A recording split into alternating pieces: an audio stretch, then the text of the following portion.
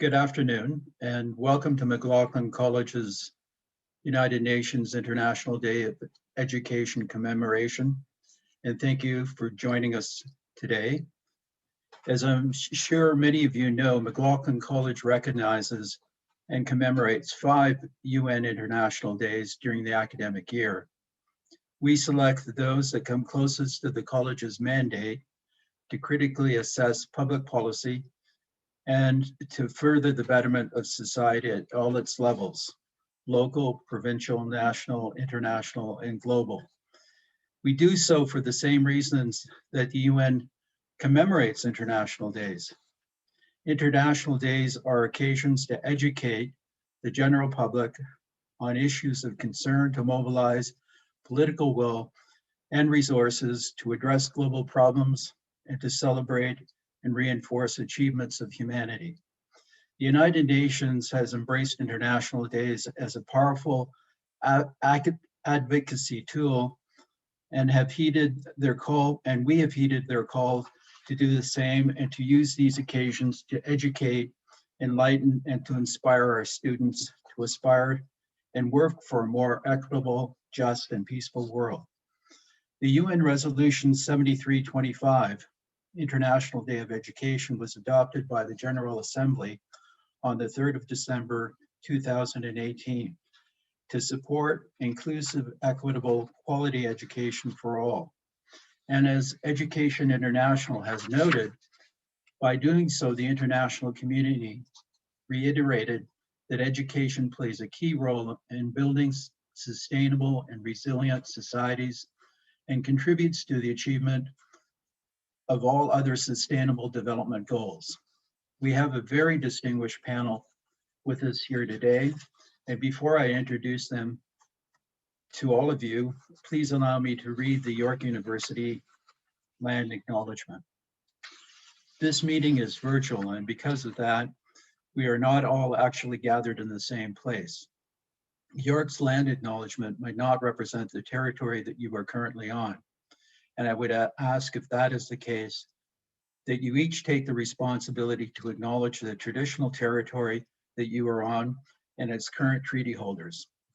As a member of the York University community, I recognize that many Indigenous nations have long-standing relationships with the territories upon which York University campuses are located that precede the establishment of York University. York University acknowledges its presence on the traditional territory of many Indigenous nations. The area known as Tookarondo has been caretaken by the Anishinaabe Nation, the Haudenosaunee Confederacy, the Huron-Wendat, and the Métis. It is now home to many Indigenous peoples. We acknowledge the current treaty holders, the Mississaugas of the Credit First Nation. This territory is subject to the Dish with One Spoon Wampum Belt Covenant, an agreement to peaceably share and care for the Great Lakes region. We have a very distinguished panel here today, and I'm going to introduce them in the order that they'll be presenting. Our first speaker will be Sarah Dryden Peterson, who's an associate professor at the Harvard Graduate School of Education. And she's also the director of Refugee Reach. And she teaches courses at the Harvard Graduate School of Education that cover qualitative research methods, education in armed conflict, and education in uncertainty. And in fact, the title of her presentation is Education in Uncertainty. Our second speaker will be Charles Hopkins, who holds the UNESCO Chair in Reorienting Education Towards Sustainability at York University. And the focus of his research is on education for sustainable development. And he's an advisor with UN International Institute Advanced Studies in Sustainable Development, and he's also the co-director of the Asia Pacific Institute on ESD in Beijing, China. And the title of his talk is Education as a Common Good at the Center of Recovery in a Post-COVID World. And our last speaker is Heather Lowerington, and she is a professor of multilingual education in the Faculty of Education. She's also in the graduate program in linguistics and applied linguistics at York University.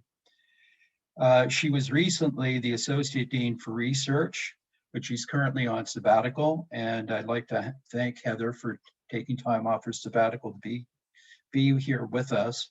And she's an award-winning researcher who looks at the intersection of language, technology, and pedagogy, and across a number of different continents. And the title of her presentation is Education in Whose Voice? So we'll start with Sarah Dryden Peterson. Sarah. Thanks so much, James, and good afternoon to all. I'm delighted to be here today and to join you to engage in these conversations. I'm going to share today some of the lessons from our work on refugee education for the current pandemic. In particular, this question of what it means to educate within and for uncertainty and toward what I call unknowable futures. I want to first provide a metaphor that I hope can serve as a kind of touchstone as we think about these ideas. And this metaphor comes from a children's book, a picture book called Not a Box by Antoinette Porty. This author illustrator has a rabbit character who you can see on the slide here, who starts out sitting in a box.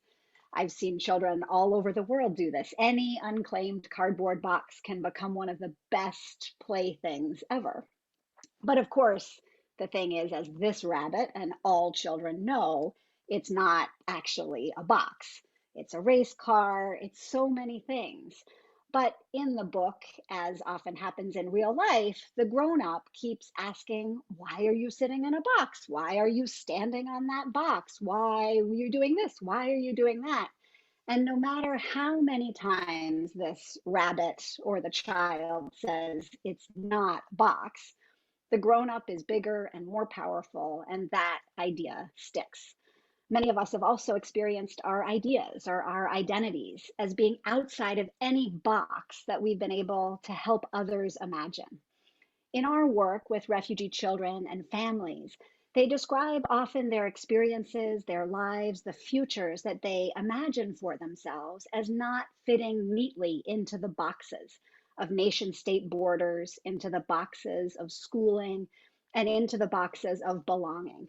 They're often learning about a world in which they don't fit. Given these unknowable futures that refugees often face within any country in which they live in exile, there's often a misalignment between current education and future opportunities. I wanted to talk today about these gaps between present experiences and future opportunities in terms of refugee education specifically, but also the kinds of lessons for unknowable futures and uncertainty that almost all children and young people globally are now experiencing as a result of the COVID-19 pandemic. This is a UNESCO map here that shows just 2 days ago that the number of children who are out of school or in disrupted schooling, doing school differently. At the end of 2019, just over 250 million children were out of school. And at that time, almost half of those out of school children lived in conflict settings. But over the course of this pandemic, almost all of the almost 2 billion school-age children globally have experienced some form of school closures and school disruptions. Education, of course, is fundamentally about learning who we are and how we belong in the world. In situations of uncertainty, education has the power to create and remake conceptions of home, of belonging, of security, of possibilities of future. But it also has the power to exclude, to erode a sense of belonging, and to destroy home. In this slide here, we see some ways in which education can create opportunity, that it can build strong communities, that it can prepare young people for unknowable futures, that it can foster social cohesion and belonging, that it can alter trajectories of conflict. But the question is how? What we often see in refugee settings is that education provides a kind of false hope, or what Gilmore calls organized abandonment, where marginalized young people have access only to marginalized schools, what Tim Williams calls poor schools for poor kids. Access to the structures of national education in settings of refugee education often promotes a kind of false hope. So refugees, for example, accessing curriculum that is apolitical and ahistorical, a kind of hope that overlooks the inequalities that are pervasive both inside schools and outside of schools, having access to certification in a national curriculum, but no right to work in that country. And a hope that imagines students will encounter equal opportunity structures once they leave school. If we think about this idea of negative and positive peace, it's a useful way to think about some of the inequalities and how to address them. What we often see in refugee education is a focus on negative peace, the absence of immediate and direct violence, working against imminent harm and risk, which of course is clearly important. But not to be overlooked are education's roles in what Johan Galtung calls positive peace.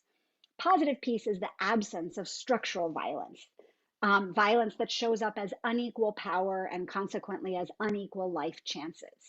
So positive peace is not only the absence of violence, but the presence of conditions that allow individuals to access equal opportunities. And this raises a really important question that we see in the context of the pandemic also about standardization and autonomy. So access to equal opportunities requires redistribution to counter resource-based inequalities, but also recognition to counter identity-based inequalities. In education, we see redistribution to address resource-based inequalities often happening through standardization, through central government, through regional responses to a particular situation. But recognition to address identity-based inequalities often cuts to the core of this tension between standardization and autonomy, a tension that comes to the fore in refugee education and also in pandemic education. So one of the questions that I ask myself is, what are the trade-offs between the autonomy needed for recognition to address differentiated needs and the simultaneous need for standard and large-scale decisions for widespread allocation of resources and coordination to mitigate health risks, for example? Amid these questions about who belongs and who has access, what kind of opportunities, and what come from what kind of education, we see some lessons from refugee education for the current pandemic. At core, they're lessons about what education in uncertainty can productively include. They stem from a few questions and fall into a few buckets. Two interrelated questions that have guided my thinking on how education during COVID-19 can learn from refugee education and how refugee education can learn from the COVID-19 pandemic are as follows. First, how do the ways we understand uncertainty determine the design of policies and practices in education? And second, how can education both address immediate needs and disrupt long-standing inequities that cause and exacerbate experiences of uncertainty? The ways that we understand uncertainty determine the design of policies and practices in education. Acute crises such as war or pandemic often thrust education professionals into short-term thinking to solve immediate problems. Yet these acute crises are rarely short-lived. Refugees, for example, are on average displaced for 10 to 25 years. During the COVID-19 pandemic, initial short-term thinking about school closures of a few weeks quickly turned into months with continued limited in-person learning in many countries. Acute crises are also rarely, if ever, isolated from long-term uncertainty, particularly deep-seated inequalities along lines of race, class, caste, ethnicity, language, colonization. In refugee education, we found that global strategies, national frameworks, and classroom practices tightly reflect the way the purposes of education for refugees are understood as these stopgap and temporary endeavors. But as the long-term nature of uncertainty sets in, as it certainly does now for those of us in the context of this pandemic, we think not only about what's immediate and life-saving, but also about what's life-sustaining, what keeps us alive and safe, not only for the moment, but what makes it worthwhile to be alive. As we see in our global work, disruption often forces a productive questioning of what these purposes of education are. What kind of learning is life sustaining? When we ask refugee children and families this question, they're clear and consistent that the purposes of education are to help them make a future. So here, this first bullet point, learning to live with uncertainty.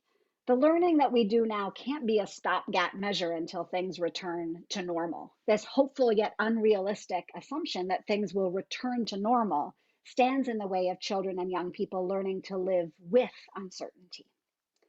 Second, this developing capacities for critical thinking.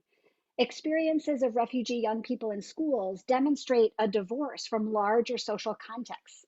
Yet we find that children who do learn about histories of conflict and reasons for displacement are better able to cope with uncertainty, to learn and to plan for the future.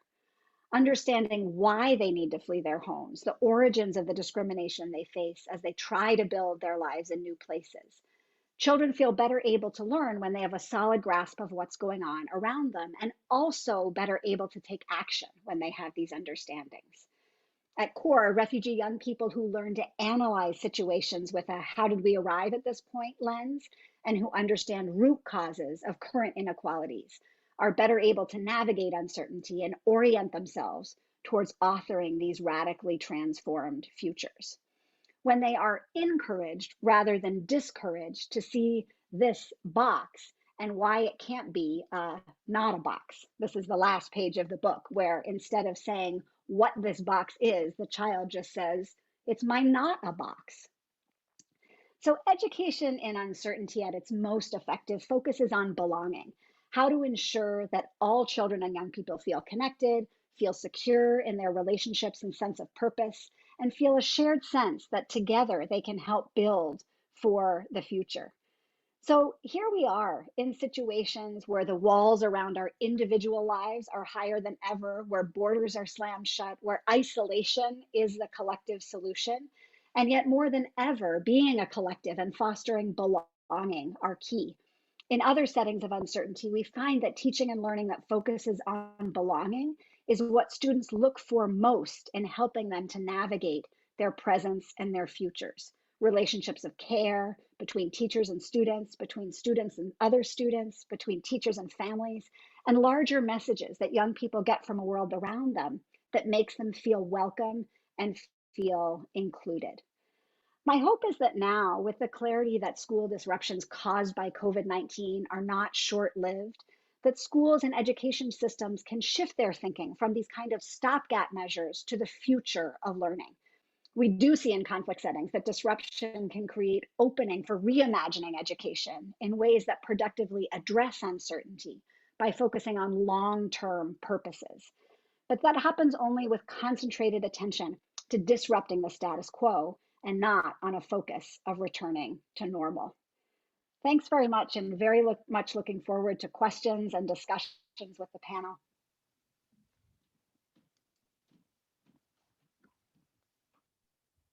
Thank you so much, Sarah. We'll now turn to Charles Hopkins. Thank you very much, James, for organizing this day as a topic in the lunchtime series. This recognition of education by the full UN is a recent phenomena. It only started 3 years ago. And it's interesting, I think, from a public policy perspective, that we now have an International Day of Education recognized by the United Nations General Assembly, and one wonders why. So it's in addition to have this, to the education-related celebrations that traditionally have been held by UNESCO, the United Nations agency responsible for education, science, culture, and communication. So this significant step now appears to recognize education itself as an instrument for public policy. So in choosing the topic for my presentation, I went with education as a common good at the center in a post-COVID world. And if we look at the Pardon me. If we look at the poster itself that has been chosen at the UN level, you can see the mask. And what it's doing is sort of symbolizing that it's an issue that's facing nations in general, and not the sort of the typical one that is just facing education. Certainly, it is a huge disruptor for education, but it is not limited to education itself. And also, this UN Day, even the day itself builds on significant international policy documents. The Declaration of Human Rights, which included the call for primary education. And then we have the Convention on the Rights of the Child, which asks nations to provide higher education, to make it available, but certainly not free.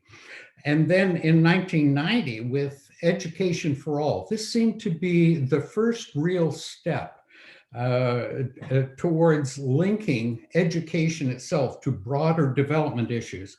We realized that once a nation actually gets to an average level of grade 4 within it, through educating girls in particular, population starts to level out and perhaps even decline. So there have been a series of links, international policy shifts around education. We had in 1990 the Education for All. This was simultaneous with the development of the concept of sustainable development. And then from 2000 to 2015, with the Millennium Development Goals, Goal 2 was to raise and give everyone access to primary education. And then now we have the Sustainable Development Goals from 2015 to 2030. And in particular, with the Sustainable Development Goals, we now have this day which emphasizes the common good.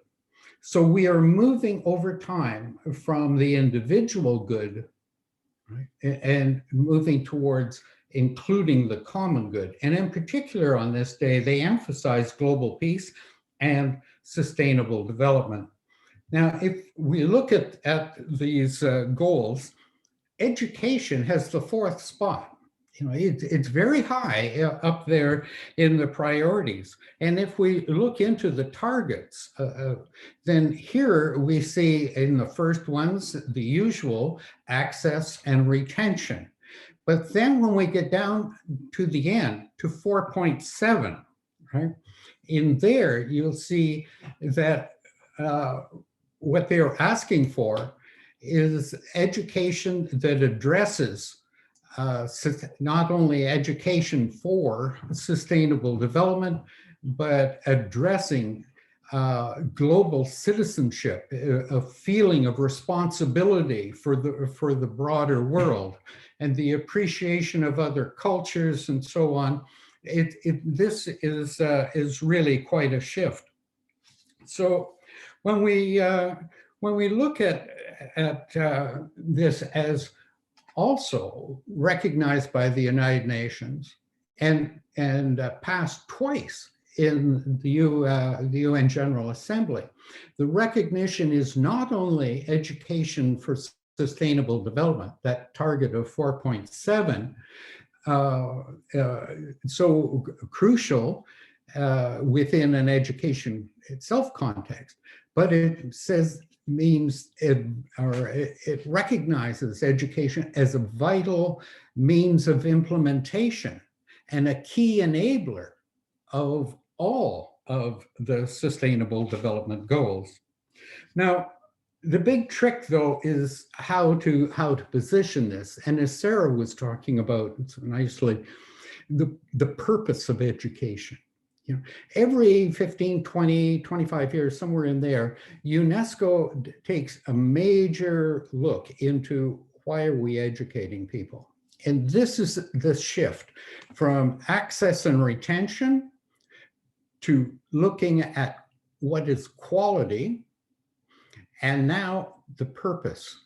Okay, so in 1996 which was the last time that UNESCO had this huge global consultation, they identified 4 purposes: to know, to do, to be, and to live together. But in reality, in the education community, we know that to know is simply has to be expanded to what do we not know? What is the unknown? And how do we move from to do to from the skill of doing to be engaged and engaged ethically, right? And from to be to ensure that others can be, and the whole equity issue and the idea of refugees. How is it our responsibility to make sure that they can be as well? And the idea of learning to live together, to be expanded, to live together with others. And it's interesting that for many others, it's not limited to humans, but all life forms. Okay? And to live together with others sustainably.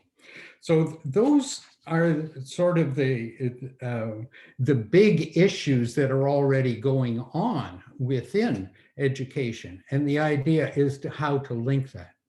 So within UNESCO itself is the new look at the Delors Report of 1996.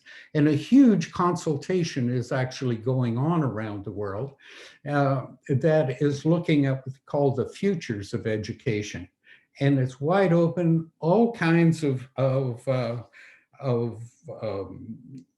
openings and ways for people to become engaged and to look at it. We're trying to pose education and its links to sustainability. And now the idea of opening up and saying, okay, what are the uncertainties that are out there that are part of the concept of threatening a more sustainable future? So whether it's migration that is forced by climate change or forced by economic situations, war, this sort of thing, or whether it is a pandemic, it is looking at in an integrated way of how all 17 Sustainable Development Goals are linked to it. And in here, you can see this slide put out by the United Nations General Assembly that each of the goals are there. But we must think of education itself on this International Day of Education and why it is suddenly, after 3 years, it is there. What is the role of SDG 4, not only relating to COVID, but looking at it in a concerted way? Now, if we look at the response, now UNESCO has launched a number of responses within less than a year. It has pulled together over 60 nations to come up with not only funding, but trying to build a concerted effort to deal with COVID. And these efforts are as well as raising funds and policy recommendations and so on, is linking education with its coalition of 160 partners from, say, over 60 countries, big international agencies, how to link this response to COVID into the broader SDGs response. So I think that the idea of, for instance, you can see different aspects in it. You can see the think before sharing, for instance, is an attempt at fake news and what is reasonable, what is truth. All of these aspects of trying to deal in a context of uncertainty, as we talked about. Now, how is higher education responding? Well, first of all, we see most higher education institutes in one way or another are addressing the Sustainable Development Goals, whether they feel that it is their moral responsibility. You know, globally speaking, it's only about 6 or 7% of the world's population that gets to go to higher education. but they will become 80, 90% of those who will shape the world. So what is the responsibility of higher education? But also, how is this being demanded by the students themselves who go to universities, and a way of putting what they're learning in a meaningful context and bringing it together? Now, the leadership at one of the major initiatives right now is by the International Association of Universities. And this group has built clusters of universities representing all regions of the world to work on each of the 17 Sustainable Development Goals. The cluster around education is actually being led here at York. And so this is just one example. But on the other hand, you have Times Higher Education, which is ranking universities on their response to implementing the Sustainable Development Goals itself. In addition, just to bring it to a local, because I know the people watching this are local, starting tomorrow, there will be a huge conference on internationalizing education, and in particular, internationalizing higher education, but doing it through a context of sustainability. You know, what is the impact of going to Rome for a week in March break? What do we get out of it? The footprint versus what constructive handprint can come out of this? And looking at it from inclusivity. Is it only those who can afford to go? How can we internationalize those who stay home? How can we bring internationalization, this concept of sustainable development, global citizenship, and responsibility, how can we bring that into mainstream education? So I'll leave it at that point, and hopefully this has stimulated some ideas for the discussion. I look forward to that. Thanks very much, James. Thank you very much, Charles. Our last speaker is Heather. So Heather, I'm going to turn things over to you. Thank you. I'm just going to share my screen. So you don't need that. Good. Super. Is this showing up okay on everybody's screen? Great. So my first thanks, James, is to you for including me. And Sarah and Chuck, I think we're all on the same page here, actually. So it was really wonderful to hear your talks first. We're brought together today to commemorate the UNESCO International Day of Education. But we're also brought together to consider a very thorny question, which is how to recover and revitalize education for the COVID-19 generation. Well, I'd like to suggest that maybe we don't recover so much as reimagine education, which I think is really very, very necessary. I'm going to come at this as an applied linguist. I'm concerned with language and literacy in society and in education, and how communication and education are mediated. So I want to look at children's voices and whether and how we're including them and how we could include them. So let me start with children. Toronto is a poster child for super diversity. We were the first nation on earth to have an official multiculturalism policy, and it's been very successful. And we have very, generally speaking, open refugee response, although I will back off from Sarah's knowledge of where we stand in the world. And we now have over 50% of all children in schools in the Greater Toronto area, I'm just going to use Toronto for today, who speak a language other than English or French at home. These children, like the majority of the world around us, show that multiple language acquisition is a normal part of the human language development capacity. We all have this capacity. These pictures are from, all of these children have graduated from school now. They're all well over a decade old. And they're from a project that I did at a public school in Toronto over a decade, in which we reimagined pedagogies for multiliterate citizens. And I'm going to show you when I finish at the end of this, I'm going to let them speak in their own words in one of those projects. The children who fill classrooms, who come into schools, know a smattering of languages that they have encountered in life, as we all have too.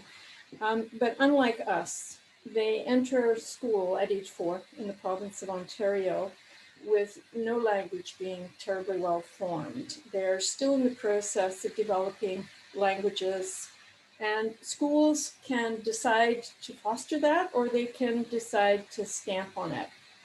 And unfortunately, what we typically have is a situation where schools paste over the languages of society and dismiss who children are coming into school. Our children in our schools are global citizens. We've attracted the world to our classrooms, and yet we throw out this linguistic wealth, which makes me very sad. And it's very unnecessary to do that. We're going to talk about how that could be different. First of all, we have a question that both Sarah and Chuck have taken up, and that is, what is education? The fourth of 17 UN Sustainable Development Goals, education is, as Chuck said, immensely important, central perhaps to all other development goals. And we have had so far ideas that say you educate to know, to do, to be, to live differently, to live together, to make a future. And I have to agree with all of those, but I'm going to add another one, which is terribly old-fashioned, and that is to think, to learn to think. And to do that, you need a medium. And in schools, that medium is going to be language.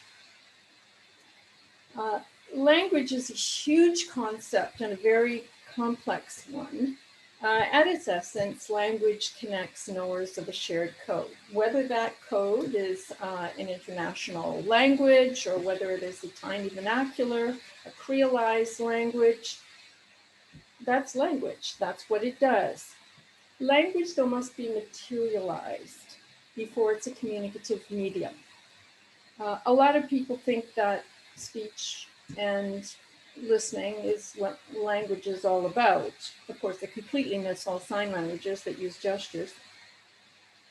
And there's very narrow traditional conceptions of literacy as well. They're thought to be able to use an inscribing technology, such as a pen on a canvas, such as paper, using a technology that's thousands of years old, an inscribing technology, an alphabet, syllabary, well, they're not so old, but, or logography, very, very, very old. And we have a lot of information in text that has been inscribed that way and has been archived that way.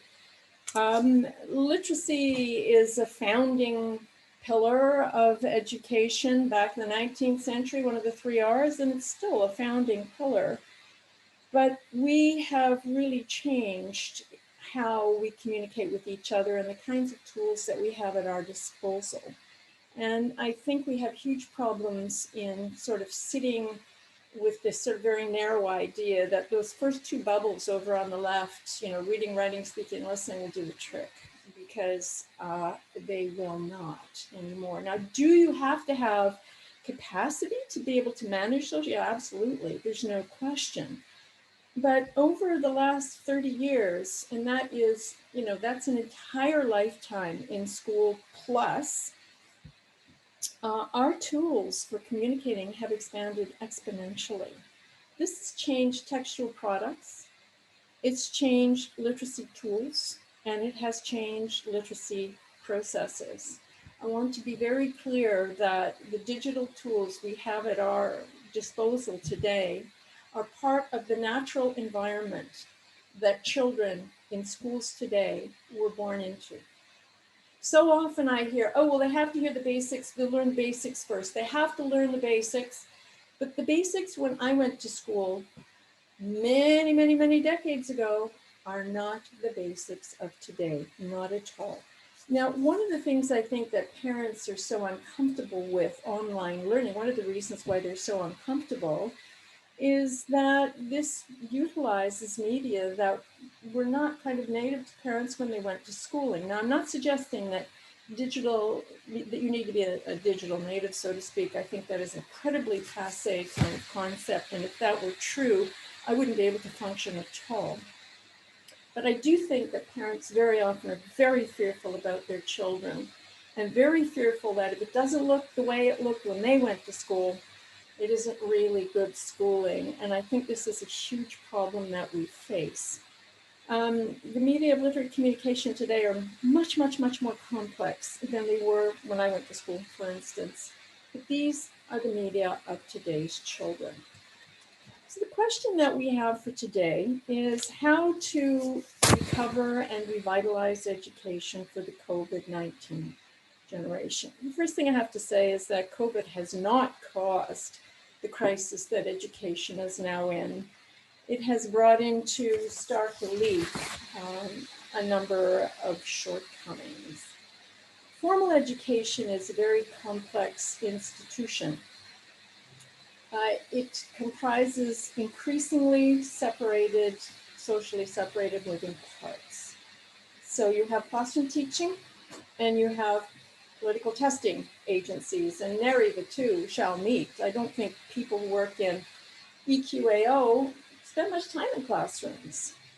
You have ministry curriculum designers. They often have had some experience in the classroom, though it might be in the past. And you have school board oversight, and people have different missions and different paces of progressing. They even see their constituency sometimes as different. Classroom learning itself, whether it's physical, blended, online, mobile, however you want to create your idea of a class, can be very, very, very creative. And it's very easy to revitalize, very, very easy to revitalize. But I think a lot of our problems emerge from the fact that there is a lack of sync in the separate institutions that comprise formal education. And because of that, we've got some parts of a moving body that are immensely conservative and that hold back other parts of the educational system. And certainly this has very much been my experience. I think two stodgy issues that we have to somehow think about overcoming are, first and foremost, the testing bodies and curriculum developers focused on very sanitized models of language that idealize particular varieties and disparage others. The brilliant French sociologist Pierre Bourdieu referred to these as legitimate languages, and he spoke how languages have symbolic power. I have no problem with teaching legitimate languages. That is one of the functions of schooling, no problem whatsoever. What I have a problem with is pasting this over who children are when they come into school, so that what they know, what they can bring into the classroom is not useful. It's not going to help them access what they need to learn or what they have to contribute to learning. And this, I think, is an immense, immense problem.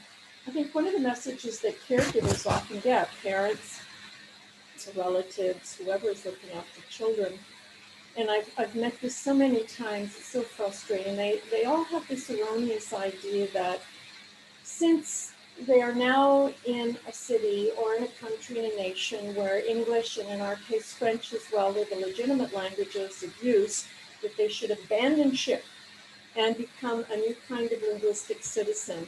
I encounter that day in and day out. This is contrary to good language learning. Not that they learn the languages, not at all. What is contrary is that you need what you have to learn. If you have a language, you will learn a second language more easily. But if you come in speaking a language and discover that that language is supposed to be left at the school door and something else is supposed to be pasted over it, then who are you? What have you got to contribute to the class? How can you do this? And we have lots of ways in which we can invite in different languages. And I think it's good for all of us. It's certainly a very anti-racist way to approach education. Will these languages have different places in society? Oh yeah, absolutely. But does that mean that we ignore them?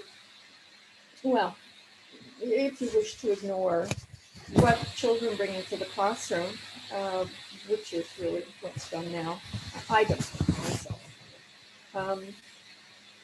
The second problem, I think, is that testing bodies in particular insist on past models of literacy as well, following the 3 R's of industrial schooling.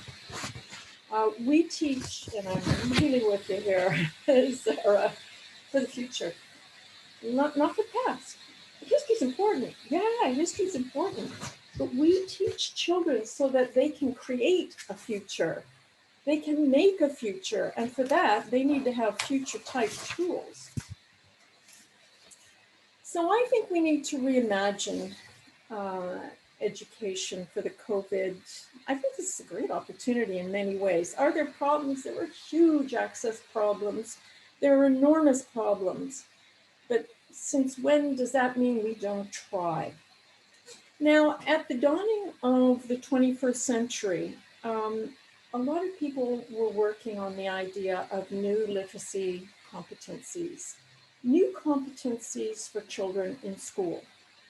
And though there are lots of different takes on this, I'm going to, including my own, I'm actually going to go with what is best known as the 4 C's. And they are critical thinking and problem solving, communication, collaboration, creativity, and innovation. I think these are excellent goals. And I think they aptly work with the times and the tools. And I think if we could implement these tools more actively for this century, rather than continually sort of pounding on the old 3 R's of the 19th century mass education, then we would prepare citizens for the future rather than workers for the post-industrial revolution. Now, to do this, we're going to need a couple of really big social changes. The first one is I think that society needs to value the professional role of teachers. I think teachers need to value their own professional role as well. I had the very good fortune of being visiting professor in Finland a few years back. And although I was there with linguists and doing things having to do with new models of using language online, I also caught up with the educators and got into some Finnish schools, which just impressed me so very deeply. I learned so very much. It's a nation that values teachers, that values what teachers are educated to do. Teachers in our province have 2 degrees, yet we continue to treat them like clerical kind of dispensers of knowledge according to what someone else has put together.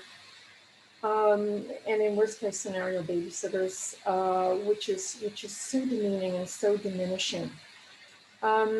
Teachers know their students. They can customize learning for their individual students. They understand social context, and education is nothing if not contextually sensitive. It must be contextually sensitive. And they understand contemporary issues. They also need to understand their own professionalism and that this should come to them.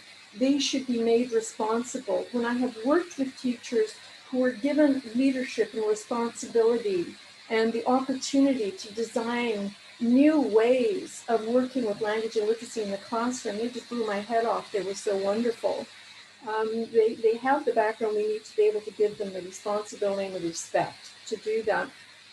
Second of all, educators need to really step up to the plate with digital technologies. Very often, I work really with multimedia learning and multilingual learning all at the same time. Technologies are tools. They are not teachers. They have no inherent logic, no ethics, no emotions. They need to be driven. And if you don't do that, then they're going to drive you. So this really needs to be something that teachers step up to the plate and say, okay, we're working with literacy in this century, let's do it. These are the tools, these are the texts, these are the many ways we can create knowledge and that we can archive that knowledge in new forms. So let's do it. Because I hear a lot of excuses, and then there's very little kind of expectation sometimes at school. Now, you have to really be careful. One of my colleagues in a research project, you're looking at mobile language learning, said that during COVID, his son was doing French with Duolingo. And I thought, I'm not even going to start on the ills of Duolingo, which is an entirely different talk. but they're going to fall into really being used by big data, falling into thinking that pedagogies that are 70 years old, because they're really easy to program, are valued in this classroom, and really huge problems. So you have to be sure that nobody's going to get sucked into sort of algorithmic vortexes through ignorance of how to use tools for what they can provide. So we can remodel education. We can give teachers more responsibility for professional judgments.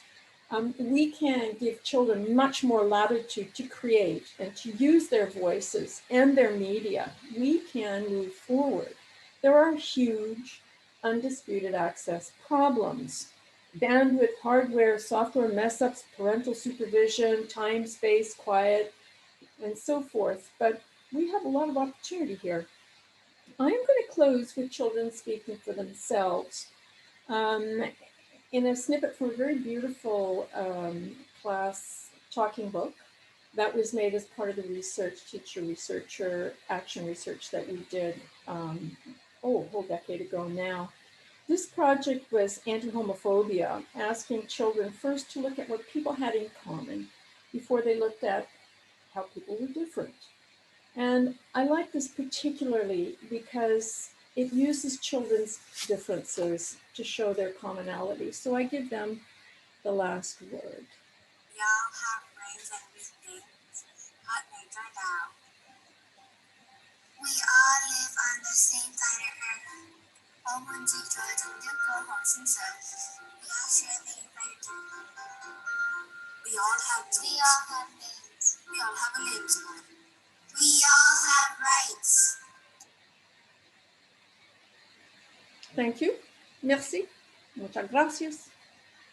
And a few references. And I will stop my share.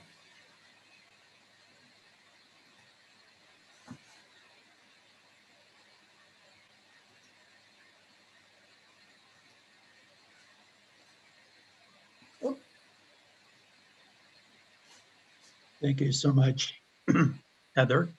And thank you so much to our other speakers as well, Sarah and Charles. And I'd like to open the floor for questions. And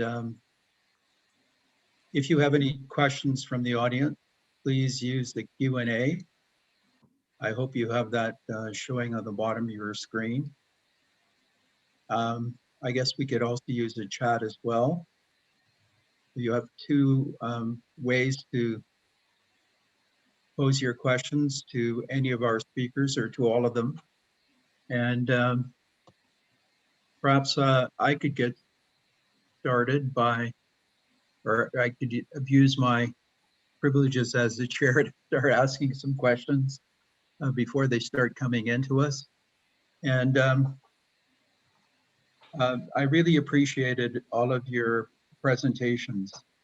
But one of the things that has been commonly observed, I think, this is certainly not a novel observation on my part, is that the pandemic has really exposed the great inequalities across societies in different states around the world. And perhaps some groups have been hurt even more severely than others, and I can think of refugees as an example. But the common problem around the world has been that universities and high schools and public schools, elementary schools have been locked down for the most part. I know that it's varied across countries. Some have opened up for periods of time, but then when an outbreak has taken place, they've had to shut down again. And as a consequence, many students have had to pivot to online learning. And that, of course, the digital technologies that Heather was referring to, that are the new mediums in terms of education itself. There are many students, of course, that don't have access to those tools that are necessary for online learning and education. And as a consequence, many students, as a result, are no longer in school. And of course, schools have been more than simply opportunities for primarily children, but others, for some of the basic necessities of life. For example, um, breakfast programs and lunch programs for students as well. And as teachers have pointed out, if the students don't get the nutrition they need, then they can't learn, regardless of what effort is put in by the teachers themselves in terms of the educational process. So I think one of the things that the pandemic has revealed is the necessity that students, if education is going to be a human right, particularly at the primary level where it's supposed to be free, if they don't have access to the basic digital tools that are necessary in a health emergency such as this pandemic, then they're not going to get access to education at any level. So perhaps what's been revealed in terms of the inequality is that educational access is going to go to those people that have access to the tools necessary in the new digital reality. But if we want to resolve this and build back better, doesn't it also imply that if we want to educate our children at any level, then we have to provide them with the tools that are necessary in order to get the education that they require? So I know it's a broad, open type of question, but I think it's an important one as well. So perhaps I'll open the floor and let any of our speakers respond to it. I'll come in first, actually, because I think what many people think technology is, and what kids think technology is, might not be the same thing.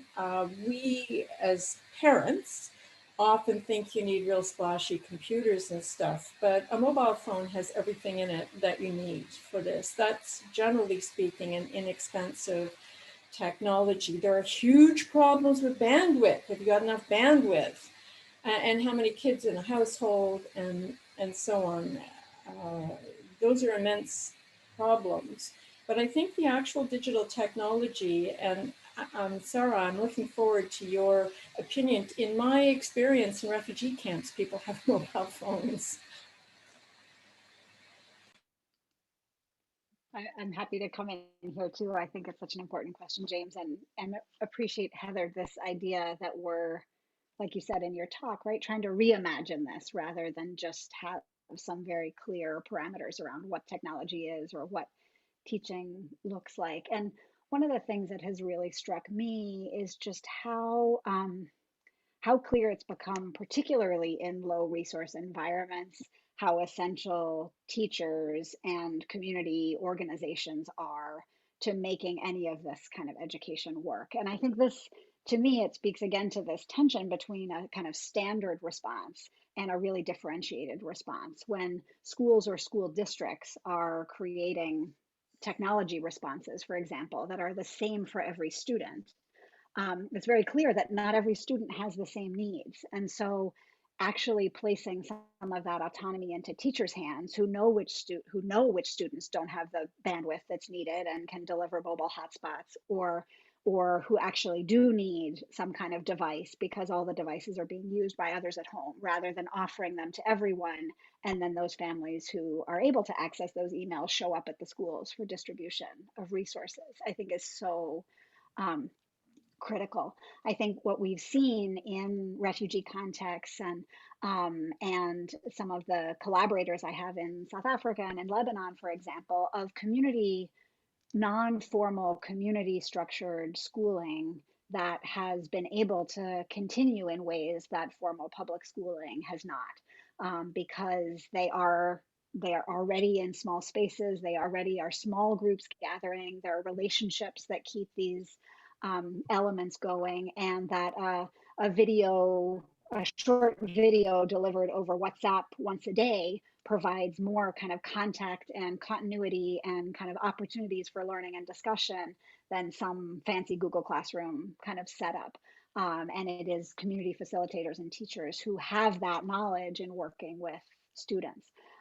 So these are some of the things that I have been thinking about. And this may speak also to the question in the chat too, of this kind of advice to teachers who really want to make a positive difference in their students' lives. I think one of the real dangers of all of this, of course, is just putting more responsibility on teachers who are already overworked, overcommitted, and we demand too much of without the kind of investment, Heather, like you're talking about. But this kind of commitment to really knowing students, to knowing what students care about, to knowing what their needs are, to me is so connected to this kind of future building, Charles and Heather, that I think all three of us were talking about, is if we have a sense of, as teachers, of what our students are looking for in terms of building that future, then how can we engage them in that learning process, in learning to be, but to be in community and in this kind of collective for building a future. So just a few ideas on those topics. I'd like to add the idea, it's not just students. How are we going to change our education of teachers, both pre-service and in-service? Globally speaking, I have been able to, I'm leading a network in 60 countries of faculties of education looking at trying to introduce sustainability into teacher education. And I have some insight on what an immovable rock faculties of education already are, each with their own particular area of competence, research, and so on, and not that interested in picking up a new concept. They've been forced into it now, and universities in the North have been able to cope, especially with those teachers who are willing to retool and rethink. But it is very, very different if one looks at it at a global perspective. I think the other thing I'd like to mention is that what are the shifts that could be possible that would be helpful? And I think there is now a shift possible of moving the responsibility of learning from the teacher to the learner. There's always the pressure, especially in the North and West, that teachers have to dance, faster, better, and introduce new technology and so on. And at the same time, students are sitting back further and further, teach me. And the pressure of parents that if things aren't going well, then it's the teacher's fault. In the East, I do a lot of work in Asia. And there is a huge difference where the students themselves feel a responsibility, not only for their education, but for their life. And introducing lifelong learning. It is a huge difference. And so where you have the groups that we see, one solar operated portable radio in the midst of a group of students and them doing their very best to capture what they can from that radio. And on the other hand, looking at the digital classroom and students sitting back or maybe looking at what they're particularly interested in. So I'll leave it at that. I don't want to go on and on, but I think those are two huge issues. There's more than two. There are huge, huge issues. We did a study at one point looking at two schools in North York, which is an area north of Toronto, Sarah. And we looked at, both of these schools were renowned for their use of technology. One school had this ornamental, beautiful technology. The teacher was scared to death to use it. The minute there was a little mess up, that the battery went or something, she was like, put them away, ah! And the other school, the kids were given all of this responsibility. They had these ragtag laptops that were, you know, had keys off them and everything else and assorted cords. The kids were given the responsibility. They read the machines as well as what was on the machines. And basically our takeaway, this was quite a long time we did this study, was that the actual kind of box that you're looking at, whatever it is, the latest model makes no difference whatsoever. No difference. And this isn't really a change in what we know about education, because you can go into classrooms that have got all these, you know, spanking new things, whatever they are, you know, but if you have poor teaching, it doesn't make any difference. It makes no difference at all. So, I mean, the technology should never be in the forefront of anything. It's something that is used, and you use what you have, actually. And that can be done. Now, that's very difficult to do when you have this dispersed education to households suddenly and parents not being ready for it. That's very true. But this idea that, you know, knowledge transmission is learning, I mean, how long have we been trying to say, you know, sort of force feeding knowledge and this linear notion you have that it's a sort of 1 + 1 = 2, and it tested as such. It is nowhere close to the sort of strange kind of complex multi-directional process that learning actually is. But then that's not a new one to try to get across to people. I think I better stop.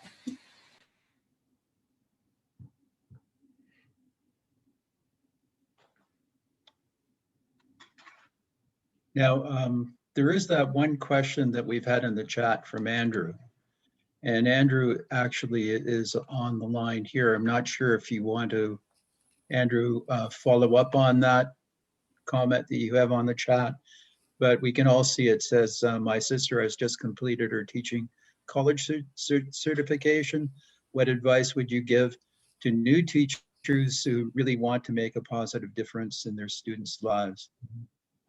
So I'm not sure if you want to elaborate on that particular question at all, Andrew, but perhaps we should address that. No, I would like to hear the opinions of the panel. We've heard a lot of interesting and exciting discussion today, and if I'm sure you could all spend hours or days or longer giving this information, but if there's something small or something, you know, compact that she could bring with her into the classroom.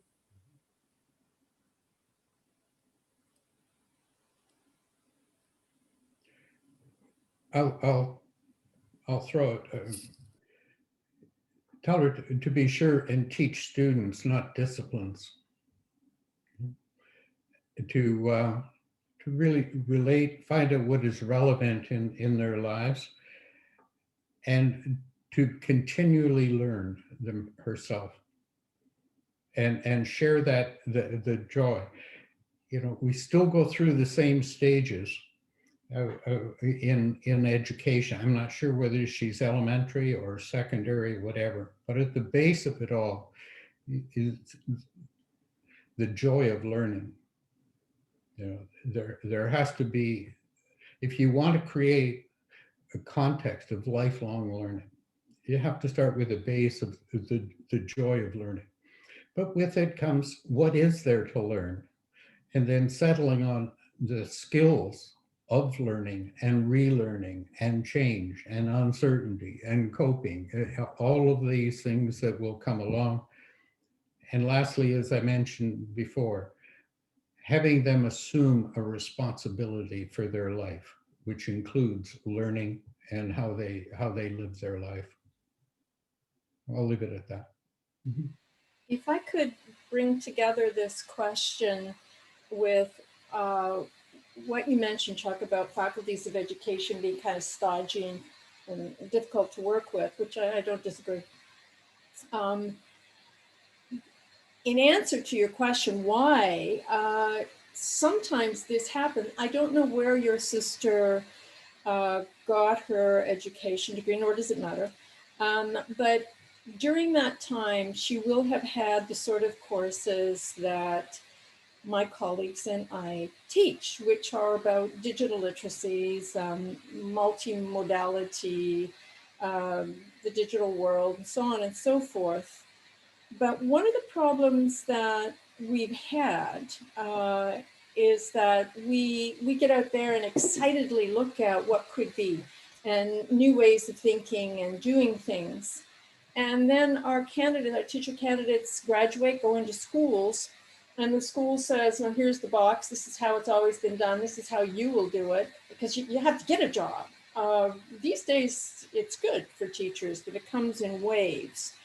And if you get a job in a fairly conservative school, and this is how it's done, and this is how we don't want your kind of digital fancy stuff, it's not going to show up on the test, then that is a huge problem. So I mean, I quite agree. You got to know your students. You got to know your students.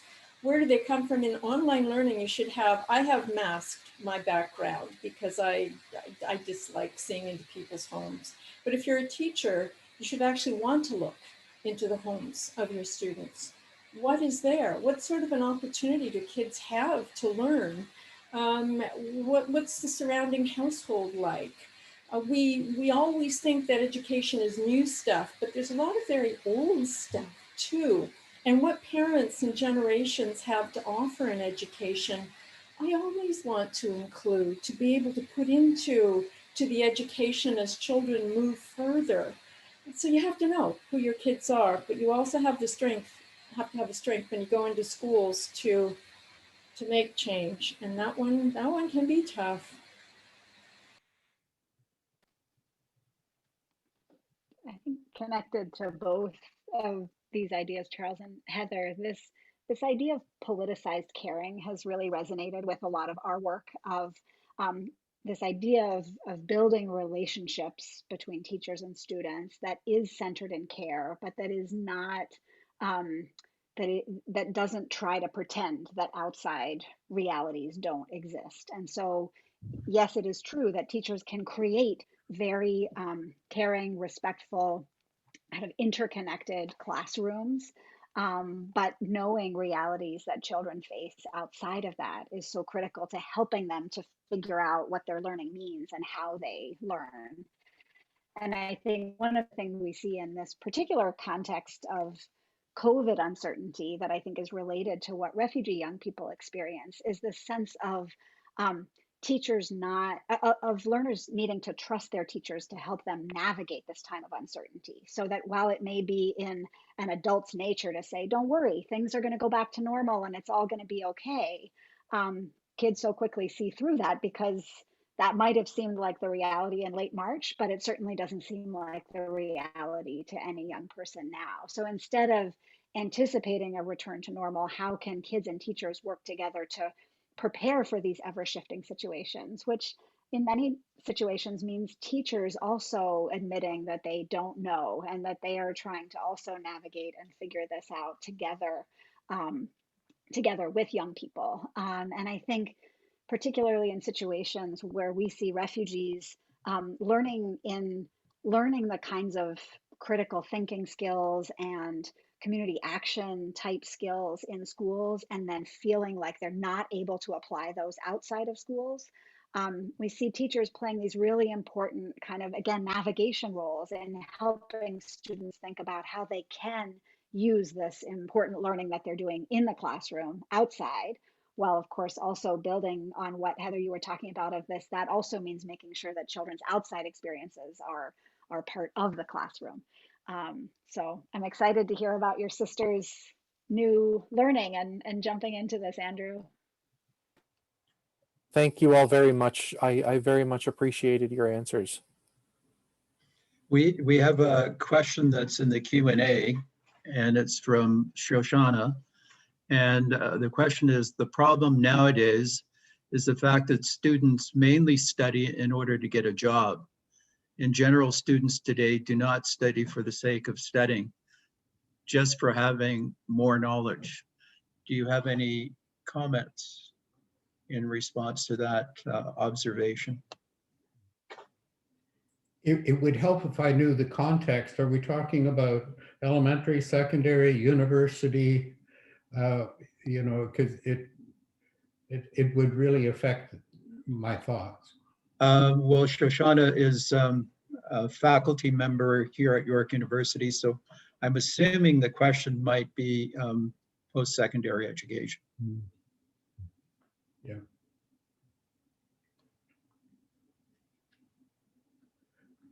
This is often called the grades economy, I think, working within education as something that's simply a question of accruing grades and moving forward with them. And it's a very difficult mentality to work against, actually, to say, well, don't you want to learn? Because in point of fact, most people have got a very instrumental intention for education. Seldom is education differentiated from training. Because of that, we have many more people in, say, computer science than in philosophy. Yet when you get a job, you have to be trained for it. But I think it's part of this whole kind of grades economy sort of mentality. And that's really difficult to work with. Just briefly, some of my reflections on teaching graduate students virtually this year that I see also relevant to elementary and secondary school is that, of course, we miss being face to face with our students. But one of the kind of amazing realizations that I've had is we have students who are based in 64 countries in our classes this year. So I think, Charles, this speaks to some of your like, how might we actually create spaces for this kind of global interchange and interaction? But also many more of our students are working in schools and communities, teaching online than they ever have been doing before when we were in person. And the sense that I have from classes of students being so immediately able to think about what they're learning in connection to real work and to kids and to other teachers who they work with and to communities has generated a very different sense of why one is learning this. And I think this is related to in elementary and secondary school when students are able to see the real world applicability of what they're learning in the moment, not this will be useful for you someday down the road. But that there can be more of this cycle of learning for learning's sake. But I think this also speaks to the general insecurity that exists in so many of the places in which we live, which is that young people are afraid they will graduate into no job. And it's hard to open oneself to learning for learning when that kind of security of being able to provide for yourself and your family and make the contribution you wish to make in the community seems like a long shot. And so much broader social and economic kind of change, and not just with schools. Mhm. Yeah. I'd say students are a product, of course, of society as a whole. And right now, a context of well-being is equated with well-off. Right?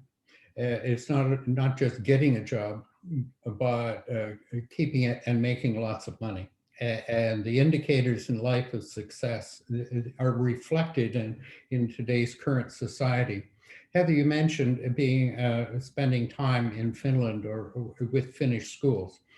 There, the embodiment is of well-being, where vocation is just one part of it, but meaningfulness in one's life, ability to cope with the realities of what you were born into, etc. And I think that somehow even we don't have control over all of society and current standards of what is success. But I think in teaching in our classrooms, whether it's in a context of training or a context of education, is somehow raising the question of meaningfulness and what are you going to do and what can you contribute. I've seen universities, Okayama University and some other, even UBC, where all students have to relate to the context of their profession. What can it do to make the world better? And it's part of graduation is their contribution to a more sustainable future. And whether it's dentistry, philosophy, or whatever, how does this relate to a more sustainable future? and trying to raise things beyond the looking inward, but at least look sideways. Thank you very much for your responses to that particular observation or comment. I couldn't help but think of the remark that you made, Charles, in terms of the advice for the new incoming teacher about instilling the joy of learning in students. And perhaps that's a role that all of us should be playing as instructors at any level in the educational process. I don't see any other questions, but I do have one, a really fundamental, a basic question that goes back to the Sustainable Development Goals that we're supposed to achieve before or around 2030. And it's quality education, sustainable goal number 4. And I was really very pleased to learn, Charles, that York University is leading the lead institution in terms of trying to implement this.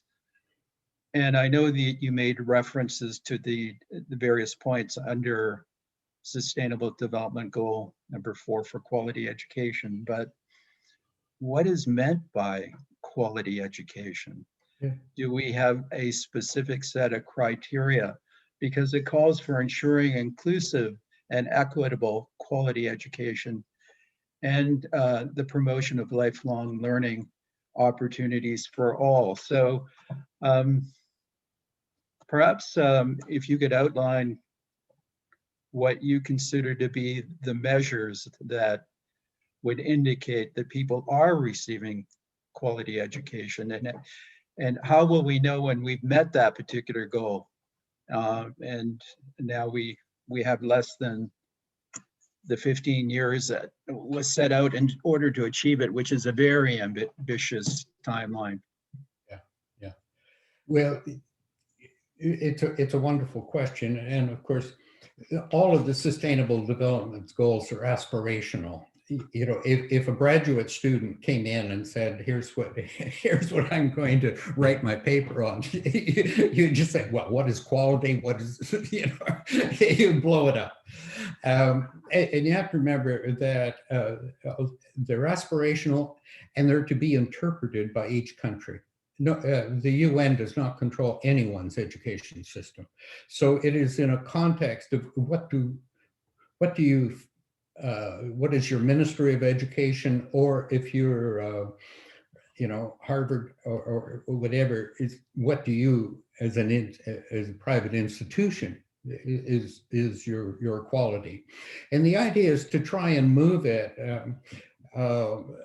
beyond how many computers people have, you know, that sort of thing. It's to open the discussion about what is inclusive, what is quality, and so on. And that's true of all of the goals.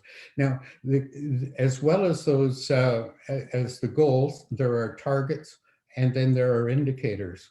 But when you get to the indicator level, and most people would just shake their head and say, God, that's not a real indicator. But you have to remember, this is the best that we can do at the international level.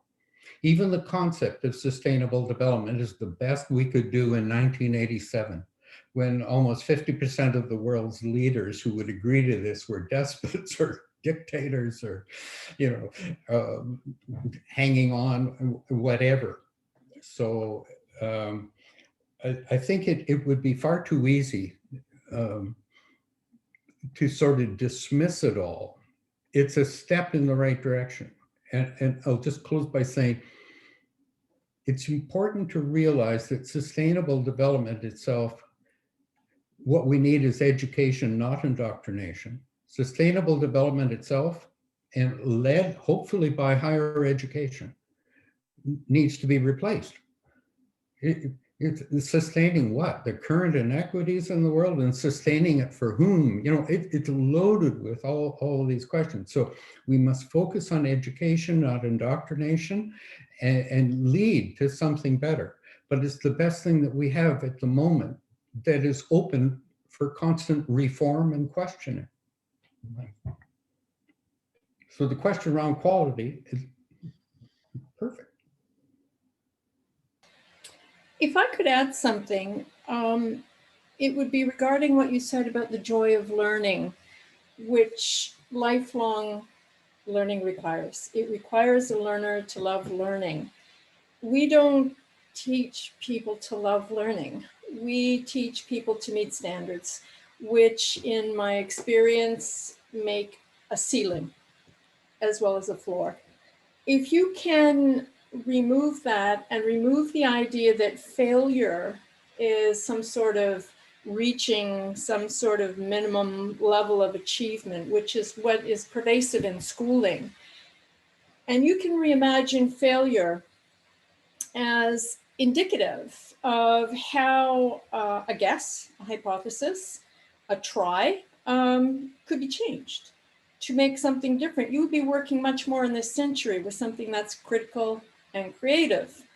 If the onus were on learners to say, okay, I need to, like, I think children, even in elementary school, should be given the question, all their questions should have real world consequences, not just some artificial test. I think they should be given the question, how can we distribute the vaccines for COVID, for instance, or anything else to do with the current pandemic, and see what they come up with.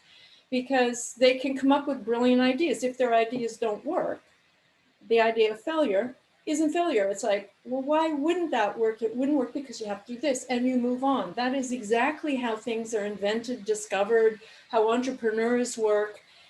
And I think it's a real problem that we have this notion of failure that's slam, no, it didn't work, rather than, all right, so now what? And then I think you would be moving on to something that was more engaging, more about learning, and more about relevance and quality, all of the above. Maybe we could separate certification from monitoring and evaluation.